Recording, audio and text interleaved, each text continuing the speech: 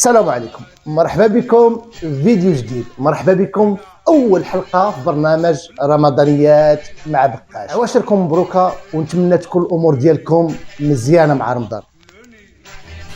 مباشرة سنة 1609 الملك فيليب الثالث ومن بعد ما تشاور مع القساوسة الكاثوليكيين صدر واحد القرار بطرد الأندلسيين المسلمين من الأندلس، حيت خافوا من تشبث هاد المسلمين بالدين ديالهم، وهنا غادي يتم الطرد ديالهم لشمال افريقيا واللي تسماو الموريسكيون. وهنا جات ديك الاغنيه المشهوره ديال تكشبيله تولي تولي ولي، المهم راكم عارفينها.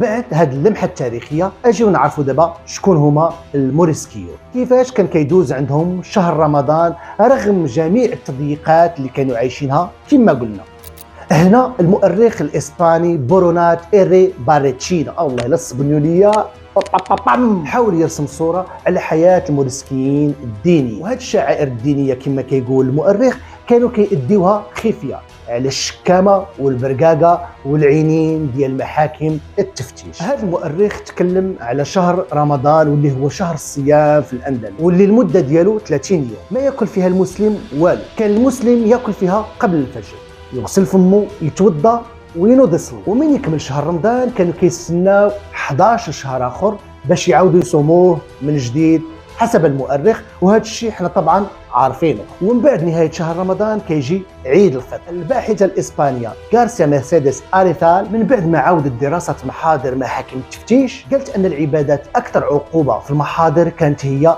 الصيام، يجي موراها الطهاره والصلاه. هنا الباحثه غارسيا مرسيدس قالت ان العباده الاكثر تاصلا عند المسيح الجديد كما سموهم او الموريسكيون هي عباده الصيام. من بعد 110 ديال السنوات على سقوط غرناطه الاندلسيين بقاو محافظين على عاده الصيام في شهر رمضان، وهذا الشيء اللي تكلم عليه الباحث خوليو غارو باروخا في كتاب سيرفانتس والموريسكيون. وقال انه في بدايه القرن 17 كان الناس ديال مدينه مرسيا وجيان كيصوموا رمضان.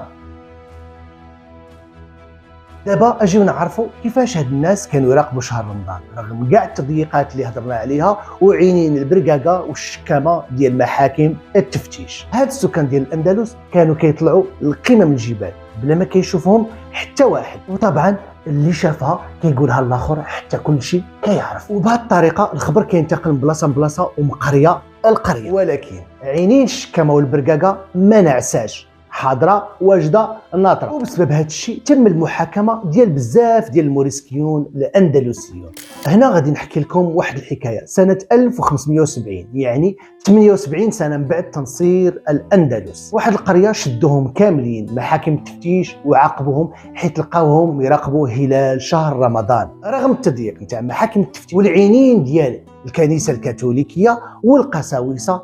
هاد المسلمين بقاو متشبتين بالعقائد ديالهم. وهنا السلطات الكنسيه تابعه لمحاكم التفتيش ما بقاتش ناعسه، نشرات واحد اللائحه فيها 36 مظهر من مظاهر الاسلاميه، واللي شاف مظهر من هذه المظاهر يشكم ويعطيوه جائزه. محاكم التفتيش كانت كتجرب الناس نهار رمضان بحال ديك القضيه من كنا صغار، بري لسانك واش صايم. واحد الاندلسي سميتو فرانسيسكو القرطبي كيعاود على واحد جيرانو كانوا ساكنين حداه، وطبعا كانوا مسلمين ومتخفيين، ما عمرو شي واحد عرض عليهم ولو جغمه ديال الماء. كيجي شهر رمضان ويبداو النصارى المسيحيين يجيو عند المسلمين، ازيد سيدي مرحبا بك راك معروض عندي الغداء، مرحبا سيدي العشاء، هو غير باش يجربوهم واش صايمين ولا ما صايمينش. والمسلم اللي كان كيرفض بسبه انه راه شبعان ولا هذا النهار ما في خاطروش ولا راه مريض كيشكموا عليه وياخذوا الجائزه اللي هضرنا عليها. كاين واحد القضيه اخرى، وهذه القضيه مشهوره وتسجلات في المحاضر ديال محاكم التفتيش ضد واحد العائله مشهوره في الاندلس، وهذه العائله هي عائله ابن عامر واللي هي من صلب ابن عامر الشهير. القضيه كانت سنه 1567 في مدينه فالنسيا. هذه العائله من بعد ما شكوا انهم كيصوموا رمضان ولكن خاص يثبتوا التهمه عليهم، جابوا الخادمه ديالهم وقرروا. هذه الخادمه كان سميتها انخيله زوجة خايمي اليمان. من بعد التعذيب ديالها والضغط عليها اعترفت انخيله انها كانت كتصوم رمضان مع هذه العائله، وعيدت معهم وفطرت معهم، شدوا وتحكموا بعقوبه قاسيه.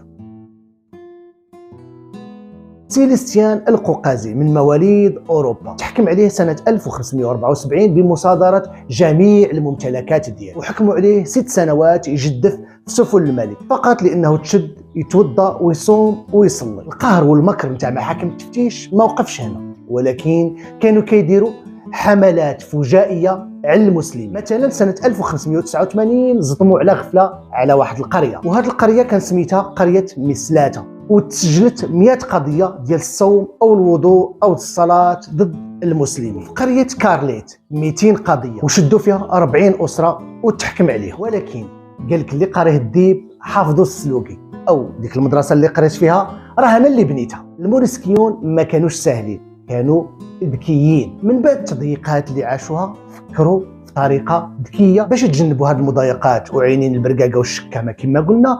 بداو يخدموا في واحد المهن بعيده عن المدن اللي ساكنين فيها، او مهن كتخليهم يتنقلوا، مثلا بحال التجاره. هادشي اللي كان يخليهم يقضيو غالب رمضان في مدن ولا قرى غير المدن ديالهم. يبان لي هذا النهار صباح غير هكا ملي فقت وانا وهكا يصوموا رمضان على خاطرهم، ما يشوفهم حد، ما يعرفهم حد، ولكن في نفس الوقت كانوا كيديروا الدعوه وينشروا تعاليم الاسلام السمحه. عام 1524 كان واحد السيد اسمه اغوتيس دي تشيلي، وهو نساج اسباني، كان كيبيع التجاره ديالو في واحد المدينه. تلاقى بواحد السيد، هذا السيد كان سميتو اندريس الموريسكي، وعلم هاد اغوتيس تعاليم ديال الاسلام، كيفاش يتوضا، كيفاش يصلي، وكيفاش يدعي الله. هنا بغيت نقول واحد الحاجه مهمه، وطبعا ما غاديش يقولوها لغرض في نفس يعقوب. اي زمن وفي اي مكان غادي تلقى ناس مزيانين اللي يعاونوك، واخا ما غاديش يكونوا بنفس الديانه ديالك ولا نفس الافكار اللي كتامن بها، ولكن غادي يعاونوك لانهم انسان وكيحسوا بالانسان المقهور او المظلوم. انا قلت لكم راني صار عليها هنا في هذه النقطه بغيت نهضر على بزاف ديال النصارى اللي كانوا كيعاونوا المسلمين، وطبعا في الخفاء باش يديروا الشعائر ديالهم وتشدوا، وهذا الشيء موثق في محاضر محاكم التفتيش. 1568 سانشو دي كاردونا ادميرال بالانسي كان كيعاون ان المسلمين يديروا الشعائر ديالهم، وبل في التاريخ ومحاضر محاكم التفتيش شد كيعاون ويحمي الموريسكيين، بل وبنى لهم جامع. طبعا وهنا ما تخفى خفيه، وصل الخبر للاسقف ديال بالانسيا والملك فيليبي، هدموا الجامع وتشد سانشو. وانا نقرا التاريخ ديال الموريسكيين صراحه اللي دوزوه والله ما سهل. تخيل معايا انك تخلي لهم الاندلس وتمشي لامريكا ويتبعوك. تخيل معايا في مكسيكو كانوا كيطاردوا الموريسكيين المسلمين اللي كيلقاوهم يصوموا ولا يتبتوا عليهم اي مظهر من مظاهر الاسلام. وهذا الشيء اللي اكدته دراسه بالمؤتمر الاول للادب اليخيمادو الموريسكي في مدينه افينيدوس الاسبانيه سنه 1972. في ختام الفيديو وبعد هذه اللمحه التاريخيه اللي عاشوها جدودنا، ومن كنقول جدودنا راه فعلا جدودنا، لان بزاف ديال الموريسكيون اللي هربوا من بطش النصارى في الاندلس جاوا استوطنوا في المغرب وعاشوا في امن وسلام. هاد جدودنا بقاو متشبتين بالدين ديالهم رغم جميع التضييقات اللي شفناها في الفيديو. والشيء اللي شفناه في الفيديو راه قليل من بزاف من الجحيم اللي عاش. كاين بزاف ديال الميساجات في هذا الفيديو ما غاديش نقولهم لك مباشره، ولكن صديقي العزيز صديقتي العزيزه اللي عليك انك انت تفهمهم راسك. سلام الفيديو، سلام، حواشر مبروكه. غير لك هاسي